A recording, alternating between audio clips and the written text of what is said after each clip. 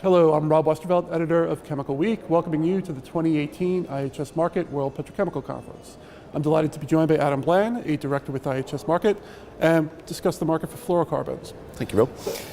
Right, fluorocarbons. Well, IHS Market is saying that the consumption of fluorocarbons in 2017 is about 1.9 million metric tons. Going forward, we expect that to be growing at an average annual growth rate of about 3% per annum to reach about 2.2 million metric tons in 5 years' time. Now, underlying that growth, of course, we have to understand what we mean by fluorocarbons, and when I talk about the consumption, I'm really referring to the hydrochlorofluorocarbons, hydrofluorocarbons, and the new generation of hydrofluoroolefins. And underpinning that growth, really, you have to remember that a lot of these products are used as feedstocks for other chemicals. So for things like fluoropolymers, fluoroelastomers, we're all familiar with things like PTFE. So there's an underlying growth in these chemicals because of their excellent weather resistance, their chemical resistance. Also, these things like fluoroelastomers are showing great growth in the automotive industry, used as gaskets and seals, and also in the aerospace industry. In addition to that, we also have the emissive applications. So these are what people are more familiar with, things like refrigeration, air conditioning, aerosols.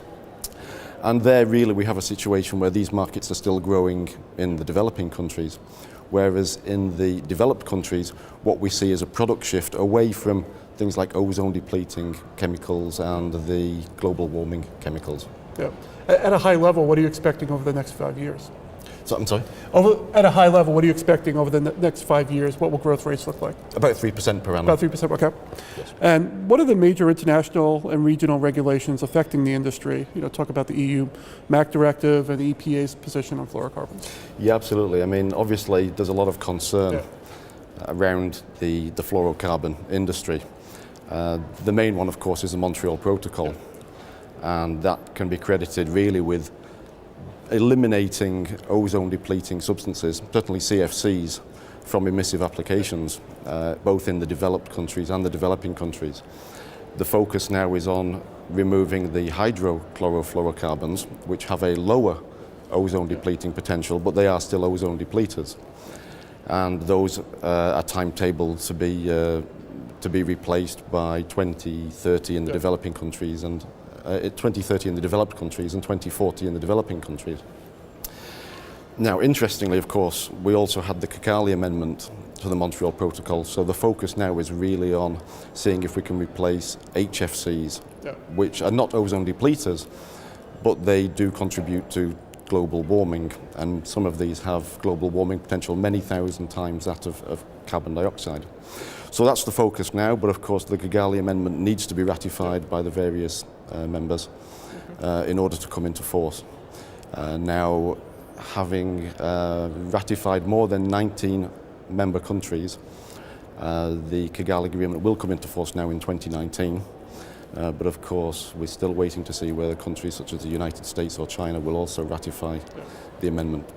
So we have that. We also have things, of course, like the Kyoto Protocol, and of course the Paris Agreement, which is looking at trying to curb global warming over the next century to less than 2 degrees Celsius. So those are the big international protocols. In addition to that, we also have a lot of regional and national regulations. As you mentioned, in the EU, we have the F-gas regulation, which is going above and beyond the requirements of the Montreal Protocol. And we also have the MAC directive, which is specifically targeting air conditioning in light vehicles. And that has now come into force from January 17 and has prohibited the use of fluorocarbons with a global warming potential greater than 150. So that starts to impact products such as the traditional R134A, which is the workhorse product for air conditioning. Okay. And what is IHS Market doing to support the fluorocarbons industry, and why are we well positioned to serve customers here? Yeah, absolutely, because certainly within the specialty chemicals area, we have the suite of multi-client fluorochemical studies. So we have the fluorocarbons. We also have the downstream products such as the fluoroelastomers and the fluoropolymers. We have a deep expertise within our consulting team to support the industry. And in addition to that, one of the beauties of IHS Market, of course, is we have a deep insight into a lot of the industries which are affected by these. So, for example, the automotive industry, the aerospace industry, the defense industry, and the electronics industry.